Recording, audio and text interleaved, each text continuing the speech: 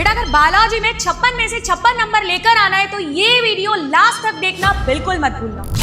बच्चों अगर ये सोचते हो बायोलॉजी ही तो है, रट लेंगे, पास हो जाएंगे, नंबर आ जाएंगे, तो गलत हो तुम। अभी भी कहती हूँ रुक जाओ। पढ़ने का सही तरीका क्या है, बायोलॉजी को पढ़ना कैसे है, यही नहीं पता। तो बेटा ये वीडियो आपके लिए हेल्पफुल रहने वाला है। अगर ऐसी ही प्रॉब्लम को आप भी फेस कर रहे हैं, आप भी ऐसे ही चैलेंजेस के साथ डील कर रहे हैं, तो इस वीडियो को एंड तक देखना बिल्कुल मत भूलना।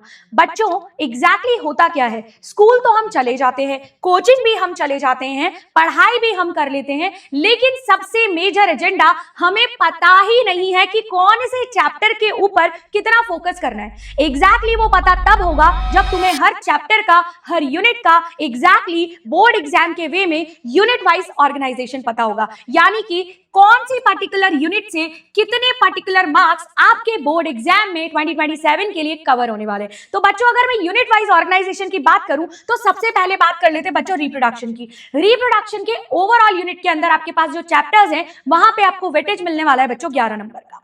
सेकेंड यूनिट की अगर बात करें बच्चों जेनेटिक्स और एवोल्यूशन की बात करें तो 14 मार्क्स 14 नंबर आपको ये यूनिट देके जाने वाली है। तो आपको इस पर्टिकुलर यूनिट को इस मार्क्स के अकॉर्डिंग पढ़ना है, इस वेटेज के अकॉर्डिंग पढ़ना है। क्लियर।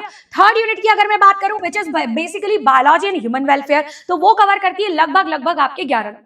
और अगर मैं आपसे यहाँ पे बात करूंगी फोर्थ यूनिट के विच इज बायोटेक्नोलॉजी, वो लेकर जाती है आप लोगों को 8 नंबर। और अगर मैं बात करूंगी बेटा इकोलॉजी वाली यूनिट की तो वो देकर जाती है आप लोगों को बोर्ड एग्जाम के अंदर 12 नंबर।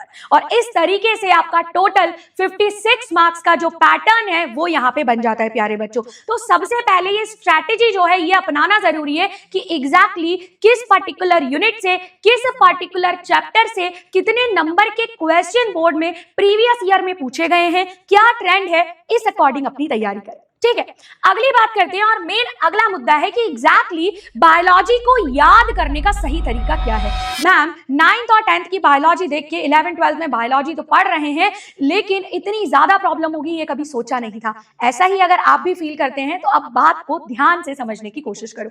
एग्जैक्टली मेरा एक मोटिव है, एक एंड टारगेट है, और वो टारगेट है बोर्ड में टॉप करना, राजस्थान बोर्ड में टॉप करना या फिर बोर्ड एग्जाम में टॉप करना। अब बोर्ड एग्जाम में अगर टॉप करना है तो भैया क्या क्या बेसिक एजेंडाज हैं। एक एनसीईआरटी पढ़ ली, ठीक है, शॉर्ट नोट्स है वो भी बना लिए, प्रीवियस ईयर क्वेश्चंस का क्या ट्रेंड है वो भी पढ़ लिया, मैम रिवीजन भी प्रॉपर कर रहे हैं, सेल्फ एनालिसिस भी प्रॉपर कर रहे हैं। तो बेटा ये सारी की सारी टेक्निक अगर आप फॉलो कर रहे हैं तो बोर्ड के अंदर टॉपर बनने से आपको कोई नहीं रोक सकता। लेकिन इसके पहले कुछ और भी बेसिक पॉइंट्स है जो आपको समझना बहुत ज्यादा जरूरी है।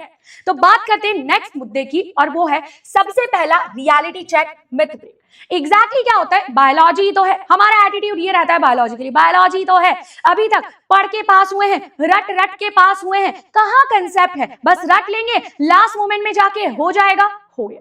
अगर यही अप्रोच, यही एटीट्यूड रखते हो तो गलत हो तुम, गलती कर रहे हो तुम, और नंबर नहीं आएंगे इस अप्रोच के साथ। क्या करना है, ध्यान से बात को समझने की कोशिश करो। सबसे पहले अपने माइंड में ये जो मैथ तुमने बना के रखा है कि बायोलॉजी ही तो है, रटने वाला सब्जेक्ट ही तो है, हो जाएगा, इसको तोड़ डालो, अभी के अभी इसको तोड़ डालो और बात को समझने की कोशिश करो। सबसे पहले फोकस करो कंसेप्ट। कंसेप्ट को पढ़ लेने के बाद, अंडरस्टैंड कर लेने के बाद बनाओ उसके शॉर्ट नोट्स और फिर करो डायग्राम की प्रैक्टिस। तो बेटा एक पर्टिकुलर एजेंडा के साथ, एक पर्टिकुलर टेक्निक के साथ, एक पर्टिकुलर स्ट्रेटेजी के साथ तुम लोगों को काम करना है। चलो नेक्स्ट बात करते हैं। नेक्स्ट बात होती है कि रैंडमनेस नहीं होनी चाहिए मेरे पास ना, लाइक आज ऐसे पढ़ लिया, लाइक क्या हुआ, आज स्कूल गए, कल कोचिंग है, या स्कूल कोचिंग का जो भी नोट्स थे वो रिवाइज कर लिए, हो गया काम। ये रैंडमनेस के साथ काम नहीं चलेगा। ऐसे 56 में से 56 नंबर नहीं आते। जो बच्चे टॉपर बनते हैं वो ये स्ट्रैटेजी बिल्कुल फॉलो नहीं करते। क्या स्ट्रैटेजी फॉलो करते हैं, बात को समझने की कोशिश करो। सबसे पहला है भैया डायग्राम प्रैक्टिस। तुम लोगों को लगता है डायग्राम ही तो है, क्या ही है, बना देंगे, कर देंगे लेबल।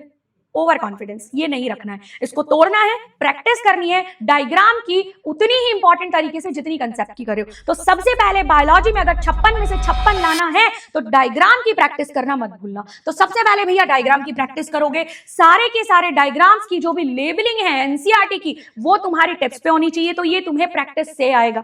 ठीक है, it will take time but practice आपको करनी पड़ेगी। थर्ड अगर मैं बात करूं तो यार शॉर्ट नोट्स बनाओ। अब शॉर्ट नोट्स का क्या स्ट्रेटेजी है, क्या एजेंडा है? ऐसा नहीं कि पूरा का पूरा चैप्टर लेके बैठे और 4 पन्नों में लिख दिया।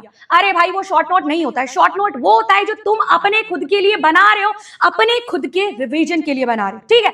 लास्ट अगर मैं यहाँ पे बात करूंगी तो सबसे इंपॉर्टेंट, जब रटोगे नहीं, कंसेप्ट को अंडरस्टैंड करोगे तो रिकॉल कर पाओगे, और वही है एक्टिव रिकॉल करने की टेक्निक। तो इस तरीके से without randomicity, without randomness, no randomness को मेंटेन करना है, एक्टिवली चीजों को रिकॉल करना है। चलो बात करते हैं नेक्स्ट, और नेक्स्ट बात जो है वो क्या है भैया, ऑब्वियसली बात है एक्टिव रिकॉल करना है। अब एक्टिव रिकॉल कैसे करें? अभी अभी मैंने बताया, जब आप अपने माइंड से ये मिथ ब्रेक कर दोगे कि बायोलॉजी एक रटने वाला सब्जेक्ट है, तो ऑटोमेटिकली आपके माइंड के अंदर कंसेप्ट को अंडरस्टैंड करने की, समझने की टेक्निक जो है वो डेवलप होने लगेगी, और धीरे धीरे करके 1 बार 2 बार 3 बार जब आप कंसेप्ट को अंडरस्टैंड करने के ऊपर फोकस करोगे, आई डू एग्री बेटा, कुछ टॉपिक्स ऐसे होते हैं, कुछ डाटाज हैं, कुछ डेफिनेशंस हैं जिनको मुझे एज इट इज याद करना होता है, बट दैट डजंट मीन कि आप उसको रट के ही समझो, रट ही डालो, क्योंकि रटा है आज तो भूल जाओगे कल। अगर यही टेक्निक फॉलो कर रहे हो तो गड़बड़ कर रहे हो। तो भैया एक्टिव रिकॉल पे फोकस करना है।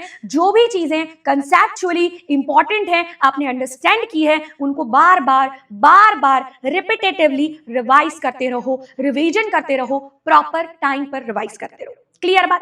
नेक्स्ट बात करते हैं। नेक्स्ट क्या टेक्निक फॉलो करनी है बेटा? प्रेजेंटेशन के बहुत नंबर होते हैं, है ना। ऑब्वियसली बात है यार, 56 में से 56 नंबर लेकर आने। अब नंबर लेकर तो आने हैं, मैंने पढ़ा हुआ है मैम, 1 नंबर याद है मुझे आंसर, लेकिन प्रॉब्लम लिखना ही नहीं आता, और लिखा तो ऐसे लिखा कि खुद का लिखा खुद को ही समझ ना आया। तो ऐसा लिखा भी कोई लिखा हुआ, तो ऑब्वियसली बात है भाई, presentation matters a lot. Board exam देने जा रहे हो तो तुम्हारी कॉपी का जो पहला प्रेजेंटेशन, पहला इंप्रेशन है, ट्रस्ट मी, वही तुम्हारा लास्ट इंप्रेशन बनने वाला है। तो पहला इंप्रेशन इतना जोरदार, इतना जबरदस्त बना के आओ कि प्रेजेंटेशन के कहीं नंबर ही ना कटे। मतलब जो आंसर्स आप लिख रहे हो, क्वेश्चन की सीक्वेंसिंग आपने प्रॉपर की हो, आंसर राइटिंग आपने प्रॉपर की हो, जो भी इंपॉर्टेंट कीवर्ड्स हैं वो आपने हाईलाइट किए हो, क्वेश्चन में जितना पूछा गया है उतना ही आपने एक्सप्लेन किया हो। तो इस तरीके से अपनी प्रेजेंटेशन के ऊपर फोकस करके, टारगेट करके हम ट्राई कर सकते हैं अचीव करने के लिए भैया 56 में से